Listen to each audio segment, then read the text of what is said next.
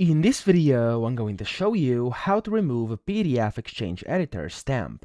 Now, the first way you can do this is if you have placed a stamp yourself, you can basically just click on it and press the delete button on your keyboard, and that's how easy it is. However, if it's like maybe embedded into a PDF or something like this, it has been flattened or something, of course, that is basically uneditable, you could go ahead and just go to the Home tab, Edit Objects, and try All over here, and you should be able to then select it and delete it. Now, of course, I can't do it right now because it's just a stamp which I created, so I can just manually remove it as I showed you earlier, but that's how we can do it. Now, if you were not talking about this, but you were talking about the stamps here in the menu, you could click on this arrow inside the Home tab below Stamps, and then here you could do Stamps Palette, and then you can see there's a bunch of stamps, and some of these are going to be default and you won't be able to delete them. However, some of them won't. So for example, if I want to remove, let's say this one, I can click on it, click on this delete button up top right, and then of course I can just remove it by clicking yes, and there we go, I've successfully removed a stamp. So those are all the ways to do it. I hope this video helped you out. If it did,